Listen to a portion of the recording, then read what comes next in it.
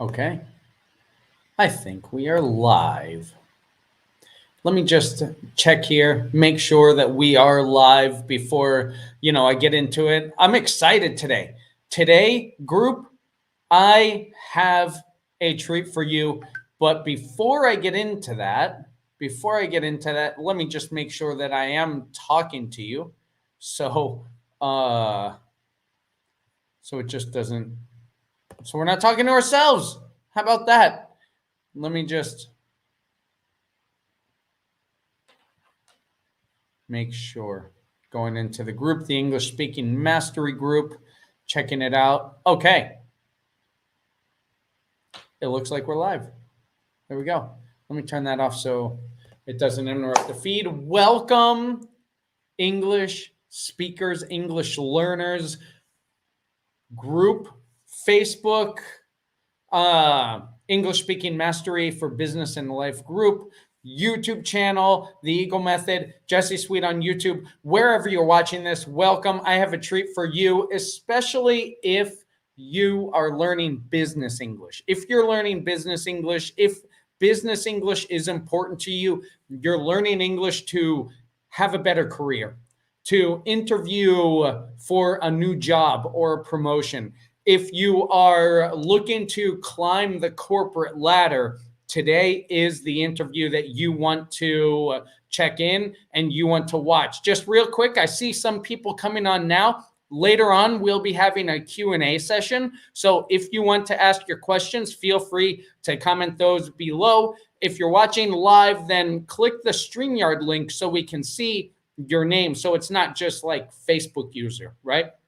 Click the StreamYard link so you can connect, and then we can see your name when you comment. So today we have an interview with corporate and business English coach, Jennifer Dempers. She had just a little bit about Jennifer. She has over 5 years experience in the corporate world doing international business and going up the corporate ladder herself.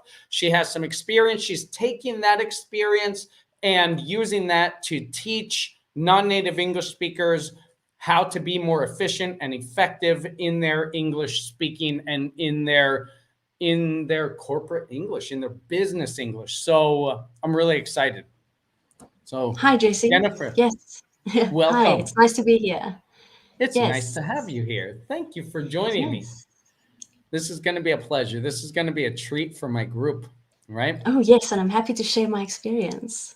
Awesome. So I just shared a little bit in the intro. I don't know if you can hear me when you're backstage on StreamYard. Could you hear what Yes, I I? could. Yes, I Okay. could. I could hear every word. Awesome. So I Yes. mentioned how you have over 5 years of experience in the corporate world. Just share a little bit about what that experience is. Share a little bit about yourself and your history and your vision. So, yes. So I went to university where I studied as an internal auditor. So I've got a degree in internal audit. Then I went on to work for one of the big four audit firms. And it was exciting and daunting and very scary at first. But then I just continued, take every day as it came. And I ended up being there for 2.5 years. Then I had the opportunity to transfer to IT internal audit.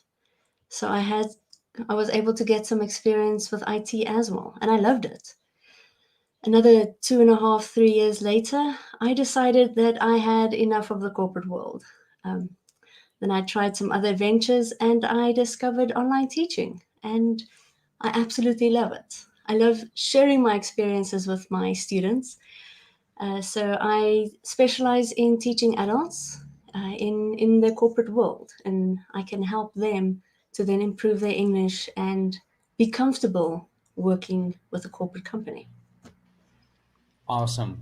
So you Yeah. said something very interesting, and this is something I like to. I mean, one of my missions is to empower non-native English speakers to Mm. take the power away from like English because people feel so powerless when it comes to English when they shouldn't. But you said something very interesting. And by the way, if you see me looking down during our interview, I'm not sleeping.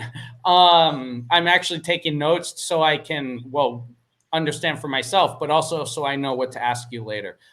Oh, no So, problem. but you mentioned that when you were in the corporate world, it was intimidating and daunting at first. Those are Of course, some yes. really powerful words. And something I want to share just why it stuck out, because that's something that non-native English speakers feel. And I feel that they are unfair to themselves in it Absolutely, being yes. intimidating. They feel insecure. They feel that insecure because they're not native English speakers. But you're clearly a native English speaker. So where did your fear and intimidation start from that they can kind of relate to? So I think firstly, so because I started my very first job at a massive international corporate company, I I go to work, everyone is on time, everyone is sitting working at 8 o'clock in the morning, and then you see these corporate people in their big suits walking past your table, and then someone will say, "Oh, that's the partner. Do you know who that partner is?" And it was very daunting because you come into this company and you're a first year. You don't know anything about corporate anything. You only know the theory of what you've been studying for the last 3 to 4 years. And now you come to this company and everything is new, everything is big, everything is corporate and has this extreme high standard. And because you're not used to it, you really feel intimidated. And another thing that after a couple of weeks, couple of months, you do realize is that you need to learn a different language, business English. It doesn't mean you have to learn advanced English, it's vastly different concepts. But Absolutely. you need, but you need to learn business English in So your field. so when you say that, by the way, I hope you don't mind me interrupting sometimes. Oh, no, no, I'll no, it's try fine. not to, but this was very interesting to stop on because I can imagine there are some questions from some listeners. By the way, feel free to ask your questions in the comments. So when you say you have to learn a new language, business English, does that even mean you as a native speaker? Yes, Okay. In what way? yes, because um, so you have your everyday English, English that you use every day with your friends, your family, and then you learn your writing English or your written English in your reports or essays that you do at the university. And at university, it's a lot more casual, but you learn a way of writing. And now you come into this company, and now you have to change the way you're speaking. You have to change your vocabulary. And that is all specific to your field. Like I was in internal audit or IT internal audit. So there are a lot of words and phrases that I had to learn to use because everybody uses it. If you try and simplify it and you say it in a more casual way, then people will think that you're unprofessional. It doesn't mean that you have to learn advanced big words. It just means that you have to learn different words. Like, for example, I will join you on the call. It's very informal. That's something that you would say to your friends. But in a corporate world, you wouldn't say, I will join you on the call. You would say, um, please accept that I will. Oh, now I'm running out of words. Please accept that I will participate in this call. It's like it's different words, but it's not massive, extensive words. Would you say that exact, I mean, that exact sentence, and I know it's awkward to think of examples off the top of your head. I get Yes, it stuck is. doing that all the time. And it's funny, every time I do that in my videos or in my YouTube videos or on my lives, I always make mention of it because to say that being proficient in English doesn't necessarily mean perfect, right? And mistakes Yes, happen. And it's not something to get stuck in your head about, like, oh, I made a mistake. What am I going to do? And then it causes more mistakes, right? Native speakers, professionals, um, that happens too, right? Just like that, just like definitely, what I yes. just did. You know, we get our words mixed. That's what happens. It's part of communication. So forgive yourselves, people. Yes, absolutely. Like, it's not wrong to say that I will join the call, I will join the meeting, but it's common practice to use certain phrases, certain words in your company. Yeah. And what's the best Hmm. way to kind of learn these phrases or words? Because Exposure. I guess in business English textbooks is probably not it No, necessarily. No, I feel no, the same way as no, what I just saw on your face, right? no. So, Um, what is the best way? yeah, so the language that you learn in textbooks are very, you can't really apply it. You don't hear it every day. You have to just immerse yourself in your environment and be open to learning. Like me as a native speaker, I had to learn what other people are using, like the words and the phrases, and you need to repeat that because that's the words and phrases that they are comfortable in hearing every day. And if you use something different than that, it feels out of place and it sounds out of place. So Yeah. you just have to learn what the people are continuously using. Like if they're always saying, just did it again. If they're always saying, join the meeting, that's your company's culture. Use Yeah. join the meeting. But if they say, are you going to participate in the meeting? Use the word participate. And that you need to apply to everything in your environment. Because an engineering company, for example, will have different words than an IT company or an internal audit firm. Mm. You need to observe and take in what the words and the phrases are in your company. There are many, many websites that tell you that these are the words that you need to know in business English. And The some top professionals are using 10 those. words in business English, right? Yes, my students are always asking me, can you give me the top 10 mostly used words? And then they tell me, go look at this website. I want to go through these words. And then I'll tell them, okay, this is a good one. Let's talk about this. The second one, I have never used this in my entire life. But if you hear it, now you know what it means. So it just depends on your environment. Do what the other people do, fit into the culture of your company. Absolutely. That's great advice. Fit into the culture of your company because that goes deeper than just the language, right? That Mm, goes deeper. That is because I do that with my clients to go on a deeper level. Studying in business English textbooks or preparing for exams, like it's important. Sometimes you need it for a job requirement. That's understandable, but understand that the exam is a gateway to get you in, right? But observe your culture, observe what's going on, and that's deeper than just language, right? definitely, yes.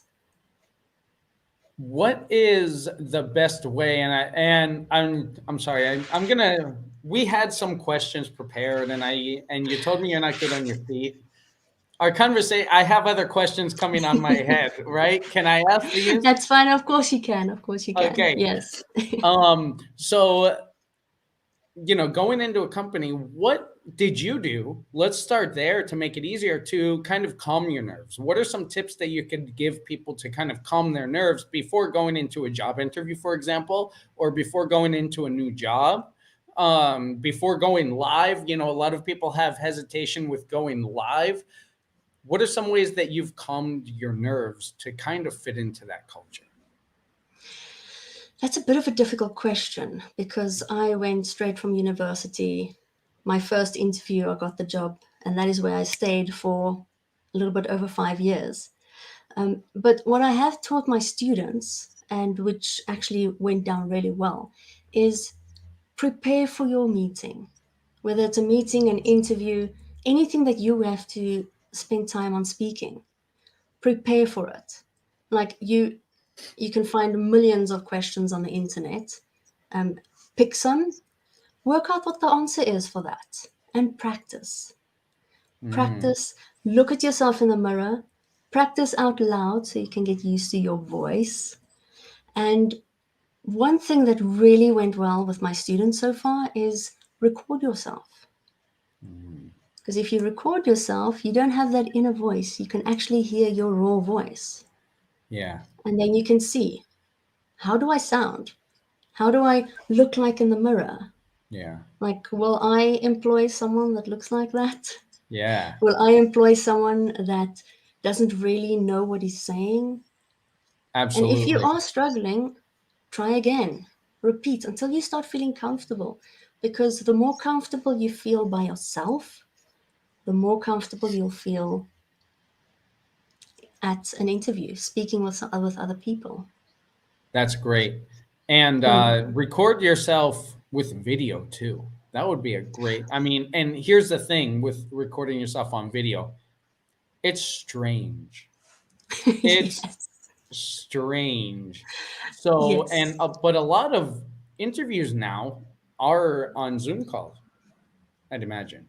So, Mm. getting in front of that camera, getting looking at the camera, uh, being aware of your body. Like, are you like this, right? And we may not even realize it. What is this kind of posture communicating, right? Or are you sitting up straight? Are you ready? Are you looking like you're interested? Are you looking like you're confident? That's something that can be picked up very easily when you're on camera.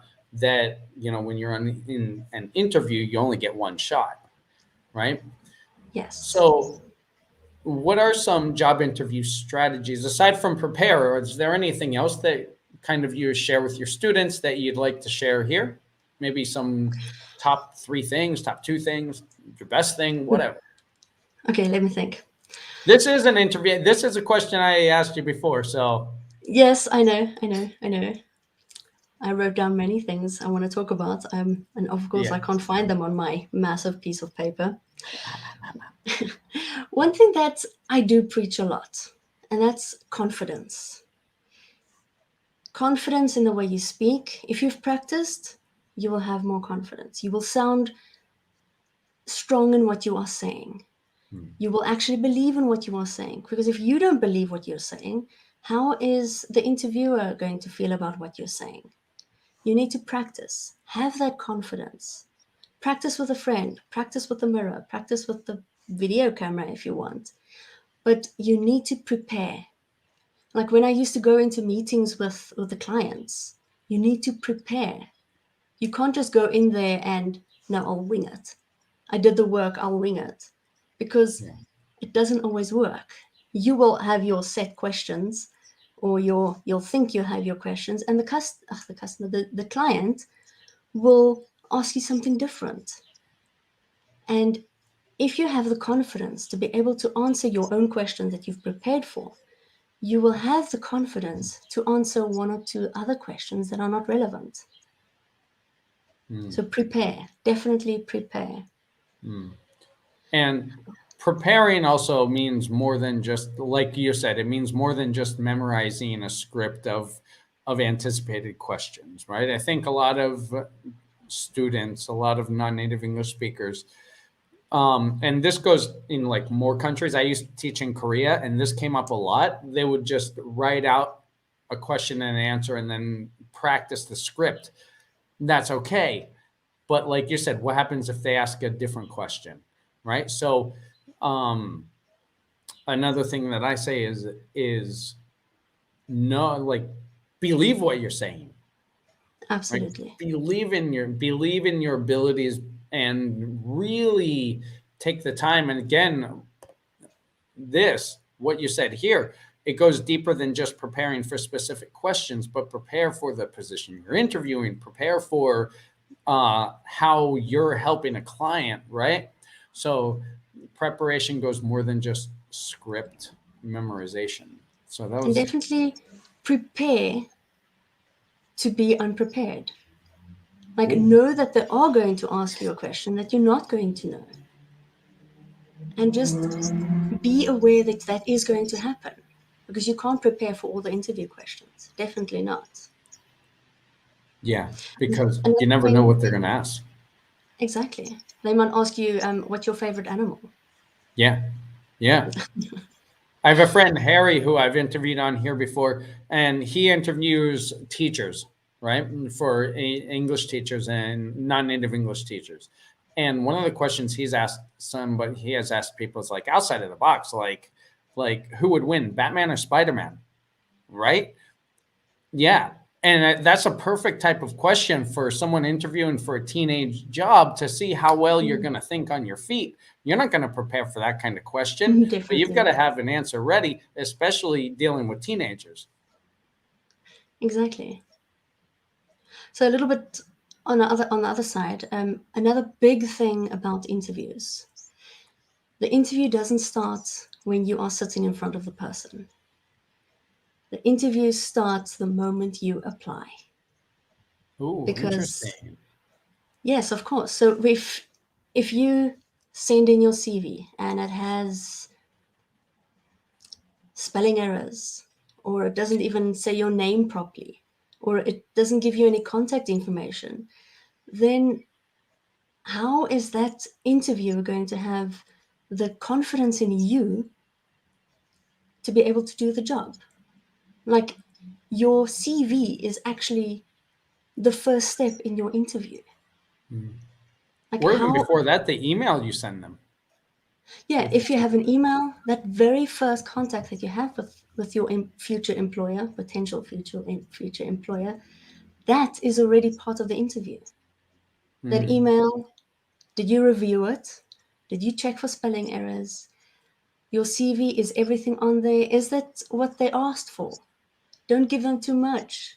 Because if you give them too much, they're not going to read your 5-page email That's big, CV. yeah. Mm. So interesting. Did this happen? I mean, I know I've seen CVs of English teachers, and they do have all of the errors that you just mentioned. But in the corporate world, somebody applying to maybe a Fortune 500 company, have you seen some CVs with these glaring errors and holes in them? Yep. People don't take it seriously. And they don't realize that that is your first impression with the company. Interesting question here. Do you think that people don't take it seriously, or do you think that it's more of a form of self sabotage?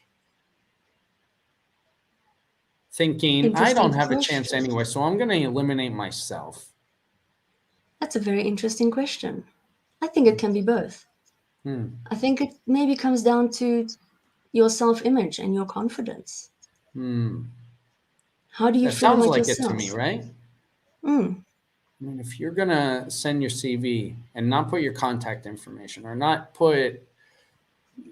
capitalize, whatever, your name or it's full of spelling errors, like say that's your out, right? Well, I didn't get it, not because I'm not qualified, but because, these errors. It gives you an Mm. excuse, right? I see it all the time with exam prep too. Oh, really? Yeah. Yeah.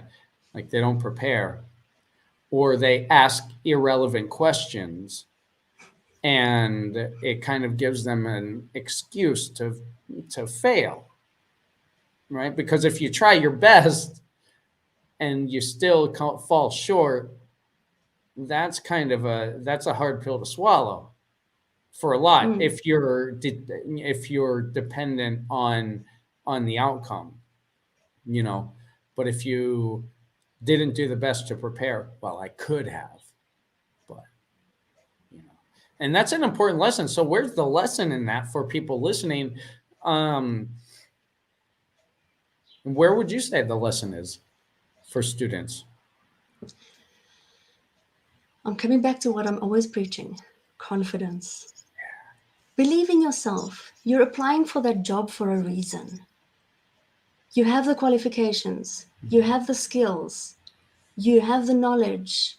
You want that job, otherwise, you wouldn't be applying for it. Yeah. So believe in yourself, have the confidence, prepare properly, and go for it with all your might. Mm, nice. Yeah, and again, and like detach from the outcome, right? You do the best Yes. that you can, and show the best representation you can of yourselves. And that way, you never know what opportunities can come if you're always Exactly. presenting yourself in the best light. And just because this one company did not accept your CV or accept you for an interview, it doesn't mean that there's anything wrong with you. It might Mm, just mean that they decided to go in a different direction, or they decided that someone else has prettier eyes than you. It can be so many different so many things. It could things, be right? that your interview was on a bad day for the interviewer. Mm, It doesn't mean that there's anything wrong with you. Just yeah. go for it with all your might, all your effort. Be confident that if this is the right job for you, you will get an interview and you will get to the second interview. That's it. That's it. That's it. Mm. Let's talk about I mean, have you dealt with non-native English speakers in the corporate world? I know this is one of my questions I was going to ask you too. Like, have you dealt with non-native English speakers in speaking or with email? Absolutely. Yes. So I think one of my most difficult clients were from India.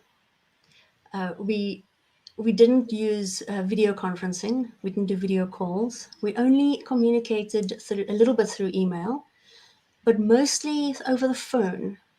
And personally, I find the Indian English accent is to be very difficult to understand. That, and they talk really, really fast. Mm, Um, when I did have those meetings, I think they were every 2 days or so, I actually had my colleague with me so that between the two of us, we can actually hear what they're saying and to be able to respond properly and get the work done. interesting. Okay. I have quite a few Indian people in the group. So what would you say, I mean, what are some practices that they could do to improve their English, to improve their pronunciation, or to speak more clearly? Practice. Okay. Practice, practice, practice. But don't just practice and make the same mistakes over and over Mm, again. You need to see. So I I just made a video series on TikTok about how you can use Netflix to increase your English skills. yeah. So one of them is pronunciation. Mm, So listen to what you are hearing. Pause the video or pause the podcast, pause whatever you're listening to, and repeat what you are hearing. Are you actually sounding the same? Or record yourself and then listen to how you are pronouncing something and work on your errors. Because if you don't work on your errors, you're not going to see any change. yeah. Yeah. Mm. And you always need to be aware of your little mistakes because if you're having a conversation with someone and they suddenly do this or they what, then you can see that you've made a mistake and you need to fix that so that it doesn't happen again. And Yeah. that is how you improve your English, continuously improve. Yeah, again, that's a good point because that happens here in Spain to me. You know, people get this like strained look when I'm speaking sometimes. And here's something that I want to share.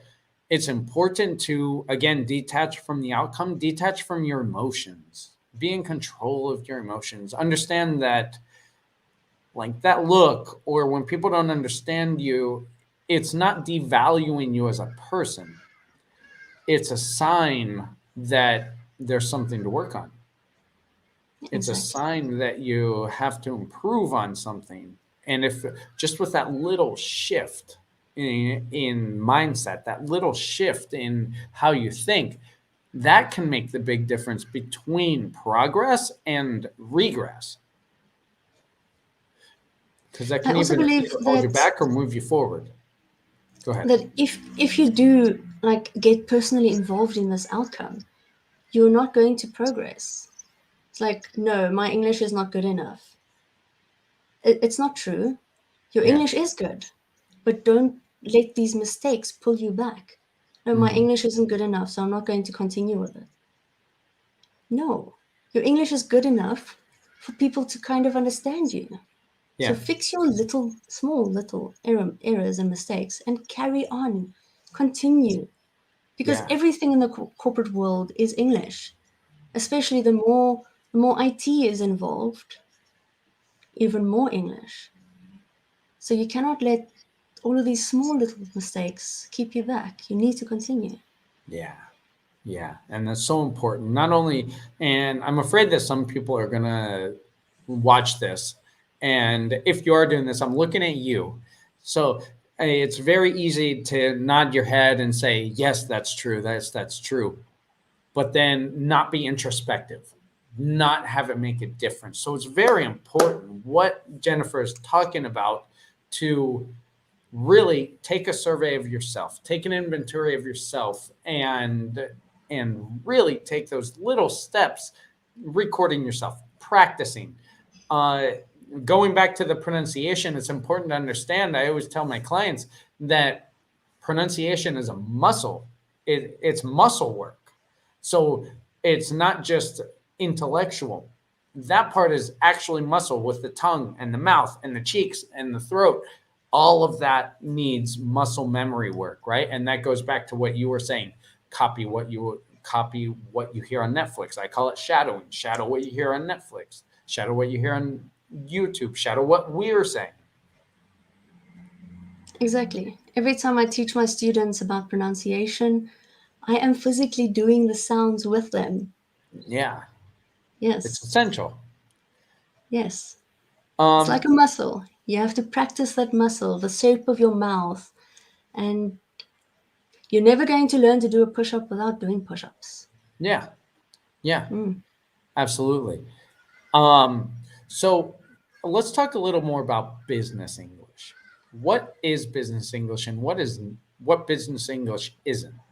So I guess what are some things that maybe you would, well, let's just stop there, start and stop there. What is business English and what isn't business English? Let's start with what it is not. Perfect. Business English is not having the ability to use fancy vocabulary. Powerful. Yes, this advanced English that everybody is chasing. You can Absolutely. use very simple, plain English, plain tenses, plain present tense, past tense, future tense. You don't have to overcomplicate this. Speak plain English. So there might be a little bit of a confusion between advanced English and fancy vocabulary English and jargon. So, jargon is the industry specific vocabulary. Like I mentioned previously, there are certain words and phrases you will use in an engineering field, or in an IT field, or in an internal audit field. So, when you hear those words, they are specific to industries. Like I'm learning about the Bitcoin industry at the moment with one of my students. So, I am learning virtual currency jargon. So I was in the corporate world for so many years, but Bitcoin wasn't a very big thing back then. So I never learned the vocabulary. It doesn't mean that I can't speak business English. It just means that I can't speak virtual currency jargon. It means you have to learn that. Exactly. Yes. That's it. So I am fluent in the field that I worked in. So business English, I am fluent in my field. Hmm. And that is basically what it is.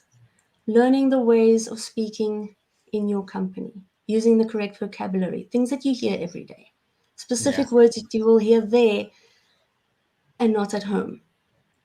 Yeah. Or not, maybe not even in another company in a similar Exactly. field, right? And Exactly. that just comes Exactly. with time and observation to go with your first point. Yes. Reading articles, listening to industry specific podcasts, very, very important. Awesome. Yes. I actually made quite a few notes about this. Awesome. So, business English. In a corporate world, people don't have time for anything. If you meet with someone, get to the point, use plain English and get to the point. Don't tell them the long story of how you got to your question, just ask your question. When it comes to emails, hi, so and so, I hope you are well. That's optional. And then I'm writing to you because, get to the point. So in the corporate world, it's not complicated. You just get to the point. Short, direct vocabulary. You don't have to overcomplicate it. And Yes. a lot of my students try and ask me, so how do I say this and this and this? And then I will just tell them exactly how you just said it. Exactly. There's nothing wrong with what you just said. Pretty simple. Exactly. Uh, They're always trying to chase that dragon almost that yes, I yes. actually have a YouTube video that I made on advanced English myths. And it is just that. A lot of it is, advanced English is really basic English used correctly. Mm, I mean, look at our conversation so far. Like, I don't know any like $100 words that either of us used, you know, no. and it's not necessary. It would have been weird if we had. Yes, yes. Because do you want to communicate or do you want to sound smart? Hmm. Hmm. Yeah. So if you use words that people are not familiar with or words that you never hear in your company, but that you decided that, oh, I learned all of these big words and I'm going to use it today, people might not understand what you are saying. And the point in your job, in your company, at work, is to be able to communicate effectively. Yes, I love that. So I wrote this down on the notes right here. Do you want to communicate or do you want to sound smart? And what would you say? Just because I asked questions like this, and I know what some people are going to be thinking, well, I want both. I want to communicate and sound smart. What would you say to that question? Exposure. Oh, interesting. In what way? What do you mean? Yes. Read more articles in your industry because that is where you will pick up more vocabulary, industry specific. You can't just mix and match the words because the word might be different in one field than in another one. It might be the same word, but the definitions might be different. Or you'll use it in a certain situation, but not the same in your company. So read articles, listen to podcasts, try and get into those client meetings or partner meetings and listen to how they say things. What vocabulary are they using? So you don't have to reinvent the wheel and find these words out of a dictionary. Get exposure and use what is already being used. Awesome. Yeah, that's it. For people looking, maybe they've studied business English because that's what you do if you want to get a job, and they've taken business English courses and they may have taken exams. um where can learners find opportunities? Like, how can they find opportunities? How can they find jobs? What's the first step? Oh, that's a difficult question, which I did not prepare for. Hmm. Find like minded people. Find people in your industry. Connect with them on the internet. You can find anyone on the internet now, especially on LinkedIn. Connect with people with similar backgrounds.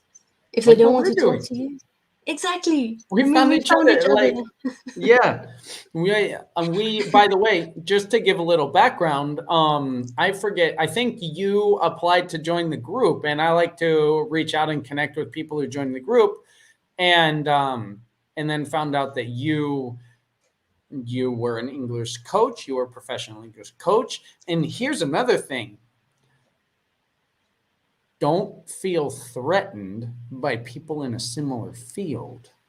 That's something that I've been learning over the past year as I've been growing professionally and personally. The mindset of cooperation over competition is a powerful, powerful thing, because just like this, something great is coming about, and I'm excited for the future too. But something great is coming about from a cooperation mindset from both of us in a similar field. And, together, we're always a stronger force than two individuals competing in many ways.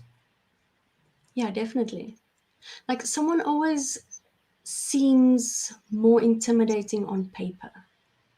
Like, for Mm, example, you have 15 plus years of teaching experience. You live in Spain, one of my dream countries where I want to move to, and things like that. I mean, on paper, you might seem quite intimidating, but that doesn't mean that that's your personality.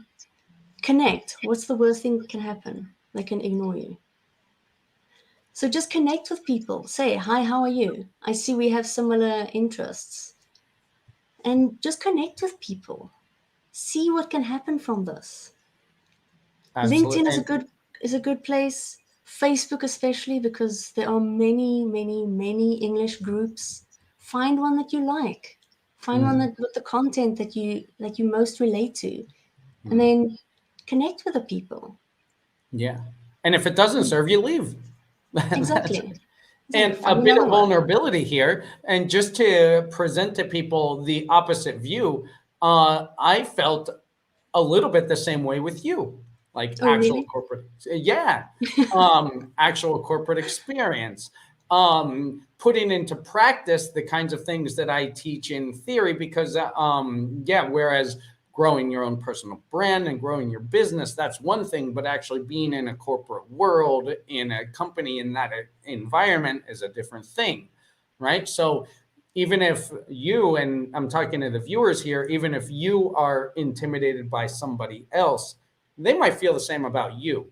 And I think having that is kind of empowering, right?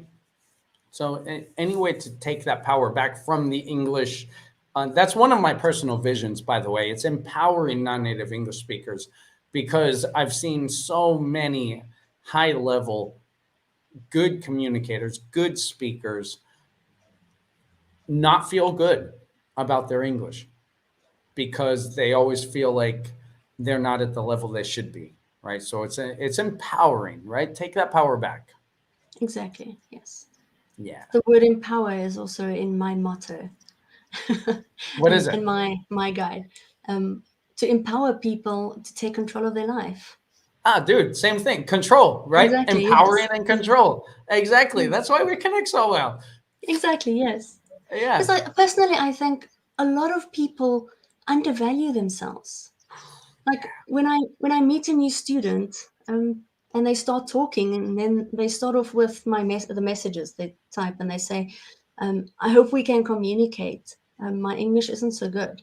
And Yeah. then we start talking, and then Yeah. like 20 minutes later, it's like, your level is much higher than you think, because we can actually communicate. I hear what you're saying, you're hearing what I'm saying, we're communicating. So yeah, are you still there? Oh, am I talking to myself? Yeah. You were just Yes. talking, going solo. Oh, I had to open up some windows here because it's starting to get dark. The sun's going down. So you yeah, I weren't see that. supposed to draw attention to it. Oh, Anyway, no, it no, was that's my okay. face was suddenly big. This is this is live, so these kinds of things happen. Yeah, and it's still kind of dark, so that's just it. Like, I've actually had conversations with people that they've made such a breakthrough in one conversation, just because it's that realization, that awareness of their actual ability. You Exactly. know, I and it's baffling to me, and that's kind of comes back to the empowering, right? Mm. To realize where you are. I actually just recorded a podcast today, and part of that is like, take a survey, take an inventory of what you can do, like everything you can do. Like, I can watch an interview, right? Everyone who's going to be watching this can do that. I can I can say my name. I can say the ABC, something as small as that. Let's start there and then get bigger. Once you realize what you can do, for one, it'll be surprising, probably. Then you can take a look at what you're weak at, and then start working one by one on those. I also think that students have unrealistic expectations. They Yeah. are comparing themselves to, let's use the example of native speakers. Native speakers who have been learning English for decades. They've been learning it for less than 10 years, less than 5 years. You're not comparing apples with apples. Hmm. Like, what can you do? Can you Yeah. communicate? Can you get your point across? And what I also find with a lot of my students is that they have no one to talk to. So they don't Mhm. really have a benchmark to Yeah. compare themselves to. So they are comparing themselves to TV. And Yeah. even as a native speaker, if someone talks too fast in a strange accent, I can't understand what they're saying. Yeah. So you just have to look at yourself, like you said, and take stock of what you have. And you'll realize that you actually have a lot. Yeah. Yeah. Mm, Absolutely. And that goes beyond just English. That goes personality. You like that. Believe in yourself, right? exactly. Um, Confidence. yes, be you and be proud about it, right? And continue growing, but love who you are. So as we close here, what type of students are you looking for? Like, what kinds of types of students do you specifically work with? At the moment, I'm working with quite a wide range of students. So I do have my students from where they have jobs in corporate companies.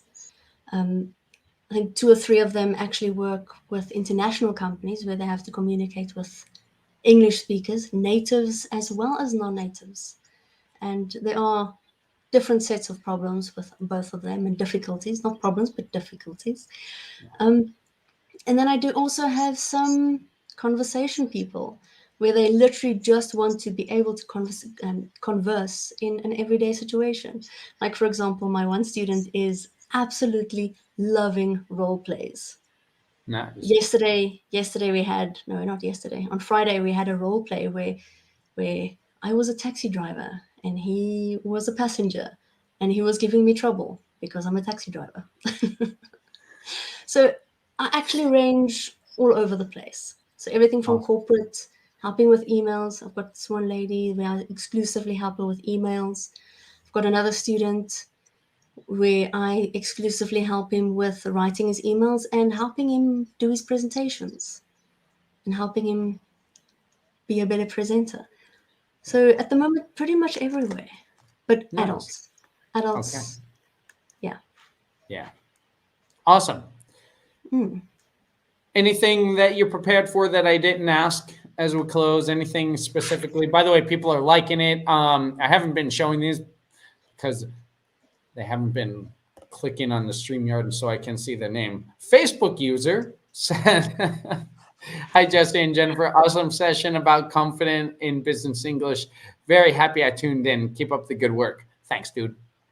Thank you. I would like to mention one thing. This is a very helpful thing. Awesome. What's up? Tell me. Swear words. Ooh, swear words. Fucking swear words. Swear words. Yes, those lovely words that just roll off your tongue when you want them to. Yeah. Yeah. What the So, hell do you want to say about swear words? Those are my favorite, by the way. okay, so I love swearing. I Yeah. absolutely love swearing. Swearing has actually been proven to reduce pain. Mm. I even have this very nice book here somewhere in my rack. Swearing is good for you from Yeah. Emma Barn or something like that. It's very insightful of how swearing can actually improve your life and when it's used and how it can help in corporate work. But swearing does not have any place in a corporate environment. Interesting. Okay. Yes. So It's what very fun. that brings some questions to mind. Have Okay. you heard from non-natives or natives? Um, but have you heard inappropriate swearing that I guess had some bad negative consequences? Or I mean, do you have any personal experience or observing that? It does paint yourself in a very bad light. Hmm. If you are swearing, it it is very taboo. Very, very taboo. Like if you do go to a client and the client swears, there's not much you can do about it. But people do become reluctant to talk to you if you are swearing. So there's no space for it. You'll never hear partners swearing unless it's at a social. Then you might hear a few people swearing. But in a meeting, no swearing. Emails, no swearing. Yeah, Keep it clean. yeah, And emails for sure. yes, so as well as especially when you're working with people who you don't know, and you don't know their Mm, cultures, you don't know their backgrounds, especially very religious people, yeah. they will actually report you if you swear in the office. Wow. That So this happens. is Yes, interesting. Could this go back to what we were saying as far as observe your environment? Because I absolutely. mean, I don't know, like series like Mad Men. I don't know if you've seen that.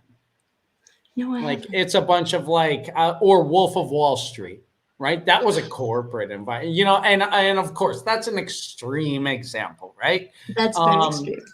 a very extreme example. And I was going to say embellished for movies, but it was actually de-embellished, if that's a word. Um, like lessened to make it more relatable to people. But so are there some corporate environments, depending on where you're talking, like maybe from New York, might be different than South Africa, for example? There could definitely be differences. Maybe there could be environments where swearing is encouraged because swearing can also create a culture. You know, like the Mm. smoking culture, like Yeah. the smokers gather together, the people from this part of town gather together, this nationality gathers together. People who swear, they also create these cliques. Yeah. In general, it's a definite no. But in certain environments, people tend to swear more, but they will not do it in front of the boss, for example. Yeah. They will have it in their social working areas. Like I Mm. know in IT, there's also a lot of swearing, but that's a completely different environment. Okay. Yeah, especially in the IT side, not the IT internal audit side. That's more audit. But Sure. like IT technicians, the people who never see clients, for example, who Yeah. don't even wear suits to work or smart casual to work, they do tend to sway a little bit more, use words that they would not necessarily use in front of clients. And that actually builds connection with your colleagues. But coming back to my first point, if in doubt, no. Yeah, absolutely. If in doubt, don't do it. Don't be the first one to do it anyway. Don't, Absolutely, don't be yes. the first one. If it's culture, um, so here's another one. Good to see you again, Jesse. How's everything going? Everything's going well, Facebook user. Click on the StreamYard link so I can see who we're talking to. But one other thing about swearing also, if you do observe that other people are doing it in the culture, but you don't feel comfortable with it, right? Be true to yourself. You can never go Absolutely. wrong with that. You don't have to also be, to go with observe your environment. Yes, but that doesn't mean you have to go against your own convictions to fit in. In fact, that would work against you because people sense when you're being fake. People sense when you're being not genuine, right? So when in doubt, be true to yourself, and don't be the first one to swear. Absolutely. Good, good, And nice, if it good. does slip out, apologize immediately. Yeah, and not even profusely either. Like if you have to apologize, like you don't want to draw more attention to it, right? Exactly, You know. yes. In moderation, yes. And there's a little forgiveness in being a non-native English speaker. Like, oh, sorry, I'm learning the language. You know. Okay. Anything else that we didn't touch on that we want to touch on? Anything else we didn't that we want to touch on that we didn't touch on? The swearing was a great addition. I wasn't planning on.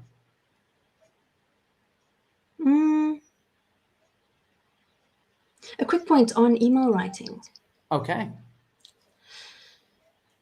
So a lot of my students, for example, will write an email, and then in our lessons, we will actually go through the email. And while we are going through the email, they pick up on their own mistakes. Awesome. Yes. Yes. So, tip, write your email, say what you want to say, do your spell checks, grammar checks, all of those things. Step away from your email, have a coffee, have a glass of water, walk around somewhere, come back and read it again. You'll pick up on a lot of mistakes. And if you're still not sure, ask a colleague to quickly read through it and ask them to just to check before you send it. Yes, great. That's actually a great tip in general, even in emails in your own language. You know, Yes. I've done that to important emails. I've actually written the email and then gone to sleep and then come back to it the next day. And I was like, I don't want to say the word shocked, but I was taken aback that I was actually going to send this to somebody. Exactly. Right? Yeah. So I've been there. yeah, great tip. Great tip. Step away. That's an important, not just write it and then proofread it. Step away. You need that little disconnect. Yes. Okay. Awesome, Jennifer. Thank I you. think I'm out. Yeah. Thank you for joining us. Thank you for the conversation. Yeah, it was fun. Yeah. Yeah. We'll have to do it Ooh, again. this Facebook user has a name. Hi, Hassan. There you go. That's what I'm talking about. Great tip indeed. Hassan's great. Thank you. Okay. Awesome. How can people connect with you? Oh, that was on my to-do list. Okay, so Facebook. Oh my gosh. Business English with Confidence is my Facebook Okay. group, my Facebook page name. Oh my gosh. Let me really. Wow. Well, that's also what you can do in the group though is you can just comment and after once it's on and say like whatever, thank you for having me or whatever, and then people can click on your profile and go to wherever you would have them. Perfect. I will put all my contact details on the Facebook link. Yeah. Yes. Cool. Yes. So I'm on Facebook, Instagram, TikTok, and YouTube. I basically make a TikTok video every day on some Cool. things that I feel are important, and then I share it on all the other platforms in case you prefer YouTube instead of TikTok or Instagram instead of TikTok. So you can find Yeah. all of that there. And Yeah, I do the please, same thing with Instagram and Facebook. They're just connected for my stories. yeah. So please send me a message, and I can say hi. Okay, do that. Yeah. Okay, thank you guys, and thank you, Jennifer. Thank you guys for participating. Thank you for watching. If this is going again, if you're watching in the Facebook group, it's on my YouTube channel as well. In case you want to share it with other people or some colleagues of yours, it's public, so feel free to share it. And we have some exciting things that we're working on. So I'm really excited Yes, we do. about the future and what we're doing. Okay, stay tuned, guys. Thank you, Jennifer, and have Thanks an for awesome having week. me. No problem.